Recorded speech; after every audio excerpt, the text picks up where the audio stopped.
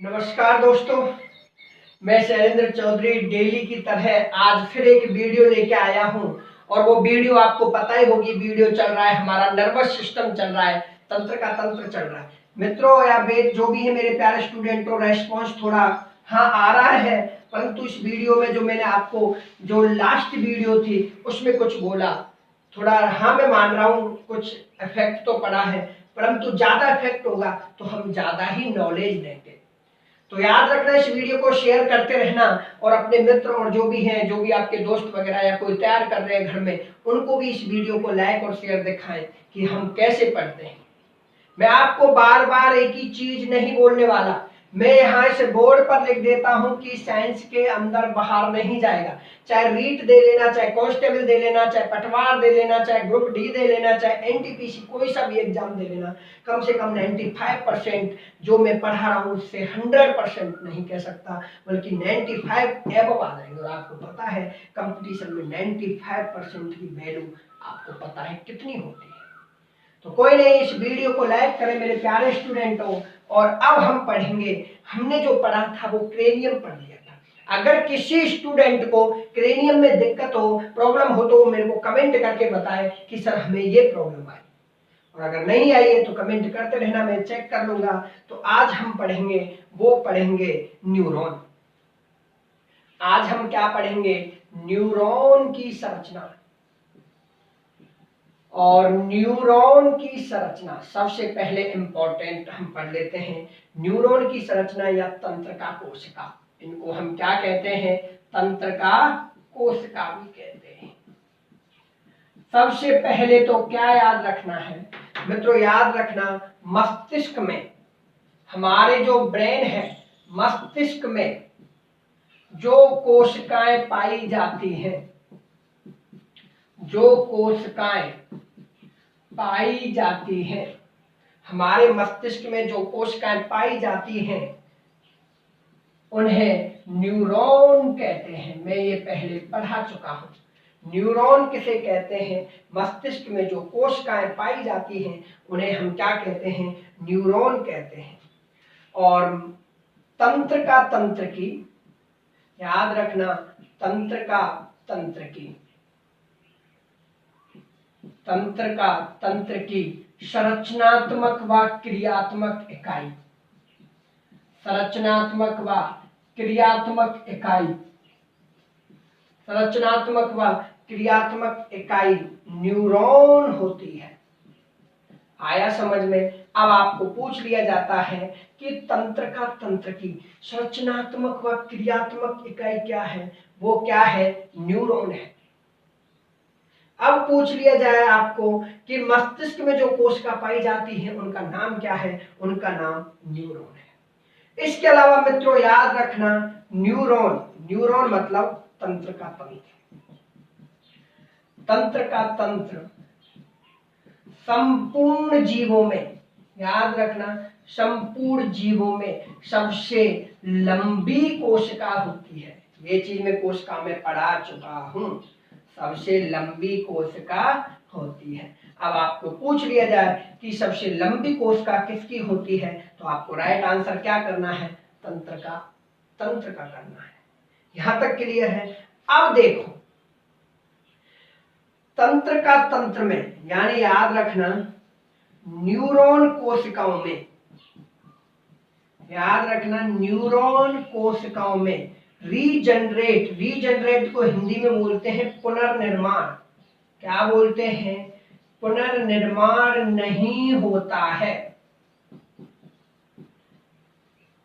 अर्थात कोशिका विभाजन नहीं होता है, अर्थात कोशिका विभाजन नहीं होता है। अब आपको ये कहने का मतलब यह है कि हमारी जो मस्तिष्क है, मस्तिष्क में जो न्यूरॉन कोशिकाएं होती हैं वो क्या है? मर जाती हैं तो वो पुनः निर्माण नहीं होती है, रीजनरेट, पुनर्जीवित नहीं होती हैं, अर्थात मैं कह सकता हूं उसमें कोशिका विभाजन नहीं होता है।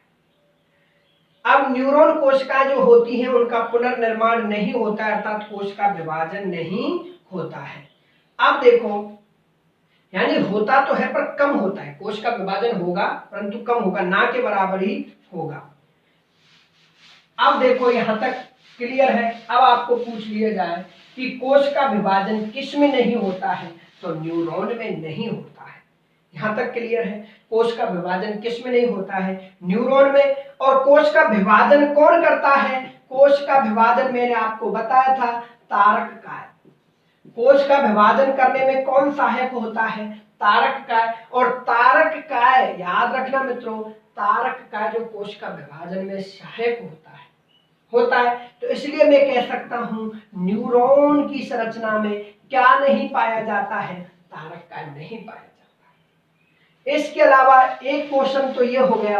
अब आप बच्चे दिमाग में लगा रहे होंगे तो सर ऐसा कौन सा बॉडी का पार्ट है, ऐसा कौन सा बॉडी का अंग है जिसकी कोशिकाएं पुनः निर्माण होती हैं। तो याद रखना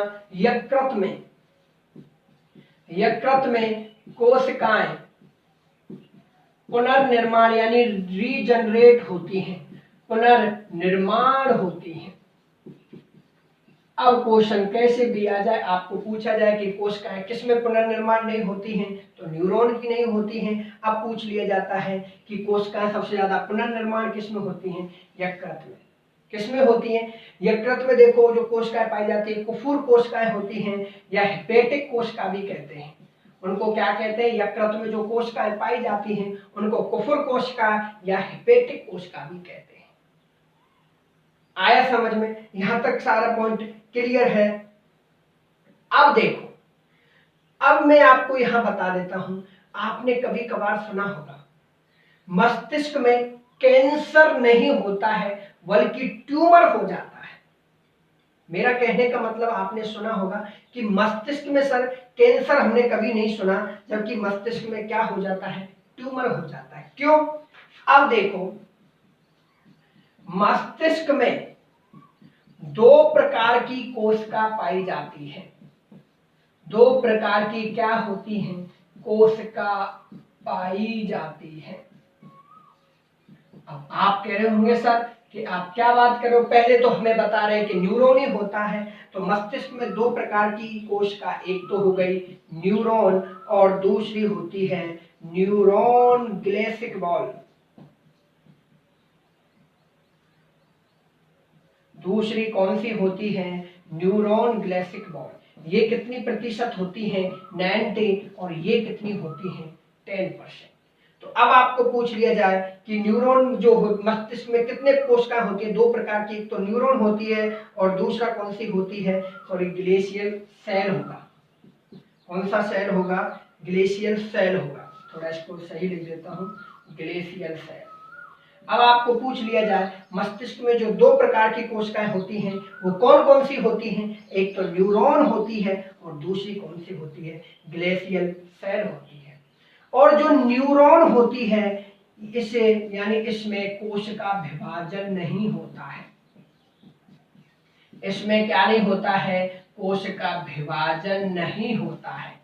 और कोश का विभाजन नहीं होता है, जबकि न्यूरॉन ग्लेशियल सेल है, इसमें क्या हो जाता है, इसमें कोशिका विभाजन हो जाता है। इसमें क्या हो जाता है, कोश का विभाजन हो जाता है। अब मित्रों आपको याद क्या रखना है, अब मैं क्वेश्चन पूछूं कि कौन सी कोशिकाओं में विभाजन, मस्तिष्क में दो प्रकार की कोशिकाएं होती हैं, तो कौन से प्रकार की कोशिकाओं में कोशिका विभाजन नहीं होता है, न्यूरॉन में। जबकि मस्तिष्क में कौन सी कोशिकाओं का कोशिका विभाजन हो जाता है, तो न्यूरॉन ग्लेशियल सेल में हो जाता है। अब याद रखना, जब इसमें कोश का विभाजन हो जाएगा यानी कोशिका बट जाएगी, और कोशिका जैसे ही बट जाएगी तो याद रखना क्या पड़ जाएंगी, गांठ पड़ जाएंगी। तो क्या पड़ जाएंगी, गांठ पड़ जाएंगी। तो कोश का विभाजन जुड़कर गांठ बना देती है।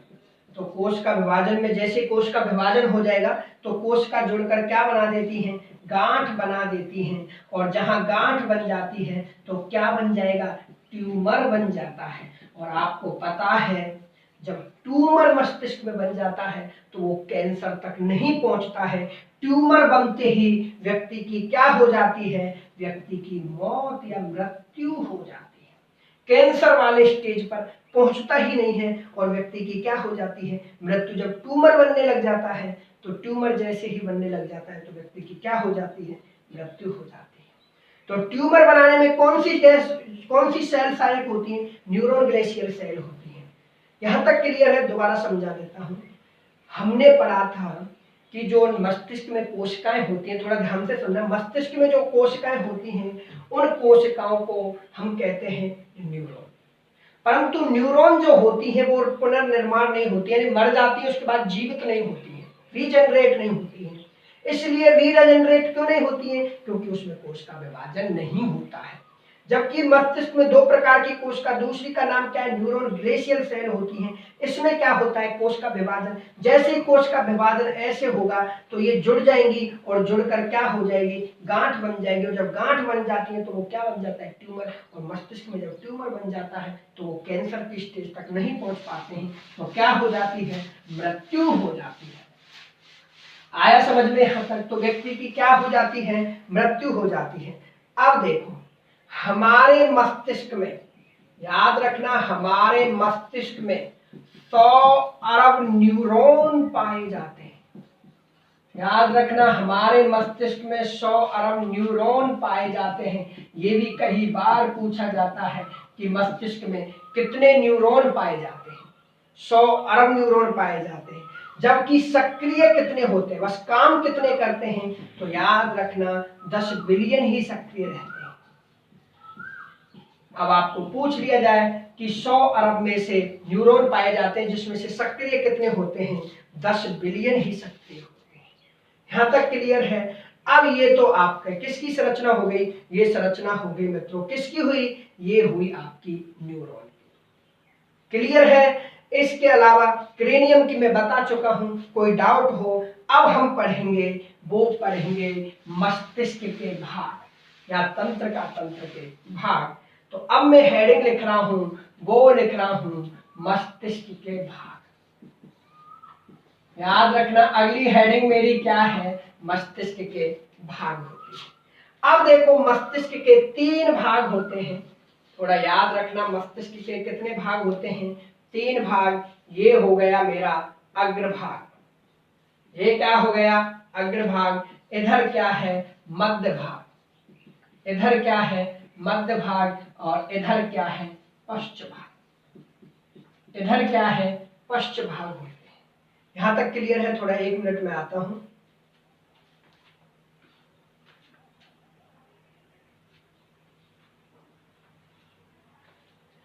तो मस्तिष्क के कितने भाग होते हैं, 3 भाग होते हैं। अग्रभाग, दूसरा मध्य भाग और तीसरा कौन सा होता है, पश्च भाग। अग्रभाग जो होता है मित्रों, ध्यान रखना, अग्रभाग में जो भाग होते हैं, एक होता है हाइपोथैलेमस और दूसरा होता है थैलेमस। दूसरा कौन सा होता है, थैलेमस। और तीसरा होता है, वो होता है प्रमस्तिष्क। तीसरा कौन सा होता है, प्रमस्तिष्क, जिसको बोलते हैं सेरेब्रम। क्या बोलते हैं, सेरेब्रम। तो मस्तिष्क के कितने भाग हुए, 3 भाग हुए, अग्रभाग, मध्य भाग और तीसरा कौन सा, पश्च भाग। यानी आगे वाला, बीच वाला और पीछे वाला। अग्रभाग में कौन कौन से आते हैं, हाइपोथैलेमस, दूसरा कौन सा आता है, थैलेमस, तीसरा कौन सा आता है, प्रमस्तिष्क, जिसको हम क्या बोलते हैं, सेरेब्रम कहते हैं। मध्य भाग में कुछ नहीं। इसके अलावा पश्च भाग में जो आते हैं मित्रों, वो कौन कौन से आते हैं, एक तो आता है अनुमस्तिष्क, एक कौन सा आता है, अनुमस्तिष्क। और अनुमस्तिष्क के अलावा लिखना है मेंडुला आम्लागेंटा। क्या लिखना है, मेंडुला आम्लागेंटा। तो पश्च भाग के कितने भाग होते हैं, पश्च भाग में कौन कौन से आते हैं, अनुमस्तिष्क आता है और एक मेंडुला आम्लागेंटा आता है। अग्र भाग में कौन कौन से आते हैं, हाइपोथैलेमस, थैलेमस और प्रमस्तिष्क। और अनुमस्तिष्क को बोला जाता है सेरेबेलम। कई बार पूछा जाता है, अनुमस्तिष्क ना देकर पूछा जाता है सेरेबेलम। यहां तक किसी को क्लियर? मस्तिष्क के कितने भाग हुए, 3 भाग। हाइपोथैलेमस किस में है, अग्रभाग में आता है। थैलेमस अग्रभाग, प्रमस्तिष्क अग्रभाग, जिसका दूसरा नाम इंग्लिश में सेरेब्रम। पश्च भाग अनुमस्तिष्क, जिसको इंग्लिश में सेरेबेलम, और दूसरा कौन सा है, मेडुला ऑब्लांगेटा। यहाँ तक क्लियर है? अगर किसी को दिक्कत हो तो एक बार मेरे को जल्दी बताएं, अगर किसी स्टूडेंट को यहाँ तक दिक्कत हो। अब देखो, अब इन तीनों में पूछा जाए, सबसे पहला जो सबसे बड़ा भाग पूछे तो अग्रभाग होता है। सबसे बड़ा भाग कौन सा होता है, अग्रभाग होता है। सबसे छोटा कौन सा होता है, मध्य भाग होता है। सबसे बड़ा पूछे अग्र, सबसे छोटा पूछे मध्य भाग, और दूसरे नंबर पर बड़ा पश्च भाग। अब इसमें से कौन से, अब पूछ लिया जाए कि मस्तिष्क का कौन सा भाग यानी अग्रभाग में सबसे बड़ा जो होता है वो कौन होता है, प्रमस्तिष्क। अब आपसे पूछ लिया जाए मस्तिष्क में जितने भी मस्तिष्क के भाग है सबसे बड़ा कौन सा होता है, प्रमस्तिष्क। दूसरा सबसे बड़ा, याद रखना, दूसरा सबसे बड़ा पूछे तो दूसरा सबसे बड़ा कौन सा होता है, अनुमस्तिष्क होता है। दूसरा सबसे बड़ा कौन होता है, अनुमस्तिष्क होता है। यहां तक किसी को दिक्कत, थोड़ा जल्दी उतार लो। और पढ़ाई कैसी चल रही है, इस क्लास को थोड़ा ध्यान रखना। साइंस के अलावा और भी सब्जेक्ट है उन पर फोकस करना। बस मैं कहता हूं कि मेरी क्लास लेने के बाद घर पर बाद 10 या 5 मिनट साइंस पढ़ लेना, वही तुम्हारे लिए काफी है। तो अग्रभाग, मध्य भाग और पश्च भाग क्या है, मस्तिष्क के भाग है।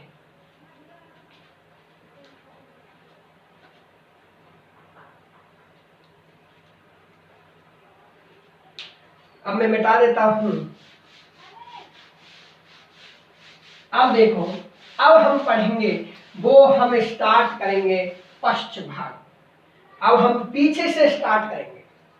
हाँ, अब हम किधर से स्टार्ट करेंगे, पश्च भाग। और पश्च भाग में सबसे पहले हम क्या पढ़ेंगे, वो पढ़ेंगे अनुमस्तिष्क। क्या पढ़ेंगे, अनुमस्तिष्क। और अनुमस्तिष्क को हम क्या कहते हैं, सेरिबेलम।